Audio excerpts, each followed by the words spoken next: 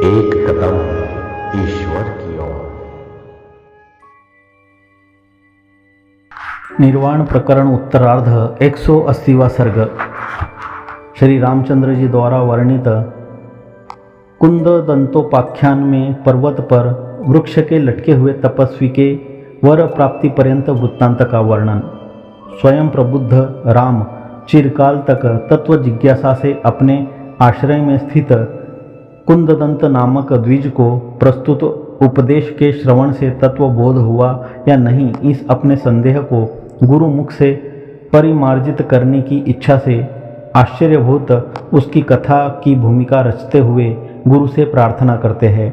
हे भगवान, जिस प्रकार संसार की समग्र वस्तुओं के रूप की सम्यक अनुभूति के लिए सूर्य अंधकार का नाश करता है, उसी प्रकार आप मेरे इस संशय का नाश कीजिए। संदेह का बीज दर्शाने के लिए आख्यान प्रारंभ करते हैं। किसी एक समय जब कि मैं विद्या मंदिर में विद्वानों की सभा में स्थित था, उस समय कोई द्विज श्रेष्ठ ने प्रवेश करके शीघ्र ही चारों ओर दैदीप्यमान द्युति वाली द्विजबा सभा को प्रणाम किया और आसन ग्रहण किया। हमने भी खड़े होकर उसका अभिवादन किया। तब प्रकरण प्राप्त अपने अधीयमान वेदांत, सांख्य आदि के सिद्धांतों के वादों को बंद करके सुखपूर्वक विश्राम करने के अनंतर बैठे हुए उस श्रेष्ठ ब्राह्मण से मैंने पूछा, हे विद्वानों में श्रेष्ठ, दीर्घ मार्ग में चलने से थके हुए आप किसी अर्थ को प्राप्त करने के लिए प्रयत्नशील मालूम पड़ते हैं।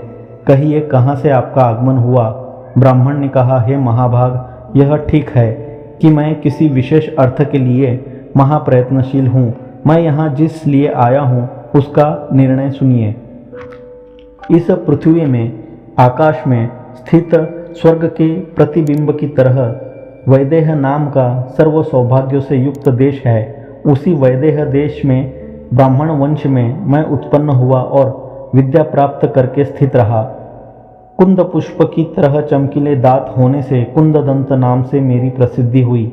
इसके उपरांत हृदय में वैराग्यवान हुआ। मैं भ्रांति से उत्पन्न संसार क्लेशों की निवृत्ति के लिए देवता, द्विज और मुनींद्रों के स्थानों में भ्रमण करने के लिए प्रवृत्त हुआ। इसी प्रकार घूमता हुआ मैं कभी श्री पर्वत पर जा पहुंचा और वहां चिरकाल तक मृदु अर्थात अतीक्ष्ण तथा दीर्घकालीन तपस्या करता हुआ अखंड चेष्टा पूर्वक रहा। उस श्री पर्वत में तृणवन आदि से विहीन एक ऐसा वन प्रसिद्ध है जो भूमि में तेज, तम, बादल आदि से रहित अर्थात केवल शून्य आकाश सा है। उस वन के मध्य में एक कोमल पल्लवों वाला छोटा सा वृक्ष इस प्रकार स्थित है जैसे शून्य आकाश में मंद किरण सूर्य स्थित हो। उस वृक्ष की छाया में एक पवित्र आकृति वाला पुरुष रस्सी से बंधा हुआ लटक रहा था, मानो भानु ही अपनी रश्मियों से पैर बांधकर लटकता हो। मूंज की रस्सी के ऊपर की ओर बांधे हुए पैरों वाला, नित्य नीचे को लटके सिर वाला, वह बड़ी बड़ी गांठों वाले शालमली वृक्ष की अष्ठिलता को अर्थात लंबायमान पर्व ग्रंथिता को धारण करता हुआ सा स्थित था। भ्रमण करते करते उस देश को प्राप्त हुए मैंने वक्षस्थल में अंजलि बांधकर प्रणाम करते हुए उस पुरुष को देखा और उसके निकट जाकर विचार किया। उसी विचार को स्पष्ट करते हैं तो यह ब्राह्मण अभी तक जीवित तो है, क्योंकि बराबर आहताकृति होकर श्वास लेता है और तत्समयजन्य शीत, वात, धूप आदि स्पर्शों को जानता है। इसके अनंतर उस पुरुष को मैंने बहुत दिनों तक दिवस की धूप सहकर नाना प्रकार की उपचर्या से धीरे धीरे अपने प्रति विश्वस्त कर लिया। फिर पूछा कि हे भगवान, आप कौन हैं? और हे विशालाक्ष, जिसमें जीवन चिरकाल के दीर्घ उच्च श्वासों से लक्ष्य और अलक्ष्य हो रहा है, ऐसा दारुण तप क्यों कर रहे हैं? तब उस पुरुष ने कहा, हे तापस, इस मेरे कुल, देश, तपस्या आदि को जानने से तुम्हारा क्या प्रयोजन है?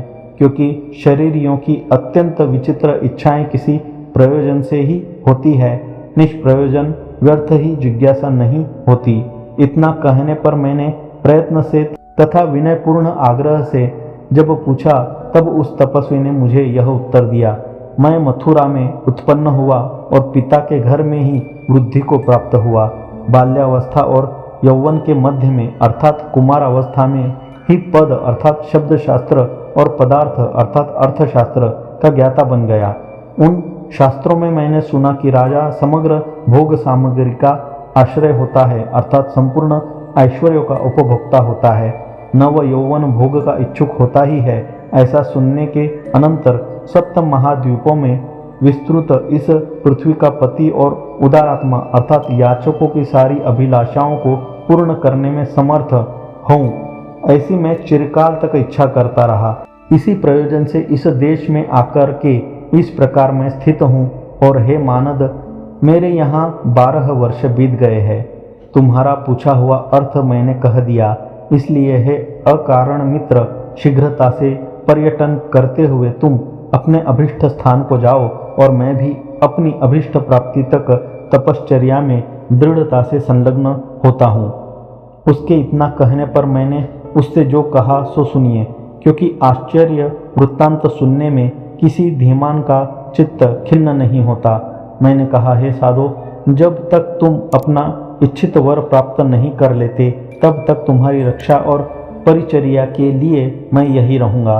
मेरे इतना कहने पर वह जितेंद्रिय पाषाण मूर्ति की तरह मौन हो गया। उसने आंखें बंद कर ली। उसका शरीर मृत की तरह हो गया, क्योंकि वह बाहर से हिलता डुलता न था। तब उस काष्ठवत मौन तपस्वी के आगे वेग रहित होकर कालजन्य शीतोष्णादि वेगों को सहता हुआ मैं 6 महीने तक रहा। एक दिन सूर्यबिंब से निकलकर उस प्रदेश में स्थित हुए भानु की तरह चमकते हुए किसी पुरुष को मैंने देखा।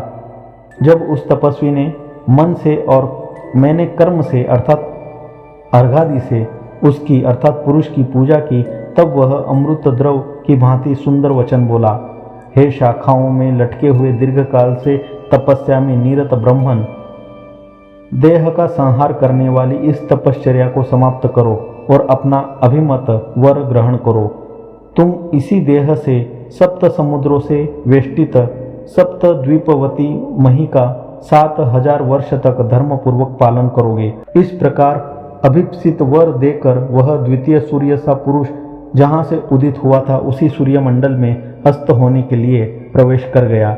उस सूर्य पुरुष के चले जाने पर मैंने शास्त्रों में जैसा सुना था वैसा ही श्रेष्ठ आदित्य पुरुष को जिसने प्रत्यक्ष देखा था और वरदान व्यवहार से अनुभव किया था, ऐसे उस विवेकी शाखा तपस्वी से कहा, हे ब्राह्मण, वृक्ष शाखा में लंबायमान होकर जो आपने तपस्या की थी उसका फल आपको प्राप्त हो गया। अब आप तप छोड़कर यथा प्राप्त गृहगमन आदि व्यापार करें। यह स्वीकार कर लेने पर उस पुरुष के बंधे पैरों को मैंने वृक्ष से इस प्रकार मुक्त किया जैसे आलान से अर्थात बंधन स्तंभ से हाथी के बच्चे के पैरों को मुक्त करते हैं। स्नान करके पवित्र हस्त हो, अघमर्षण का जप करके तप की सिद्धि के बल से उसी वृक्ष से प्राप्त फलों से मेरे साथ उसने व्रत की पारणा की। उसी के पुण्य प्रताप से प्राप्त हुए वृक्ष के स्वादयुक्त फलों से आश्वस्त हुए हम दोनों 3 दिन तक आराम के साथ वहां रहे। इसी उपरोक्त कथा का संक्षेप में उपसंहार करते हैं।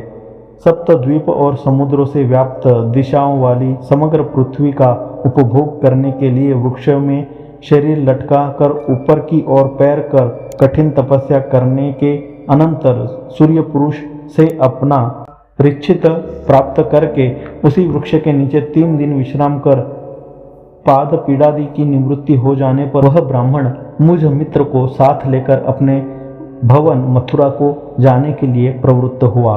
180वां सर्ग समाप्त।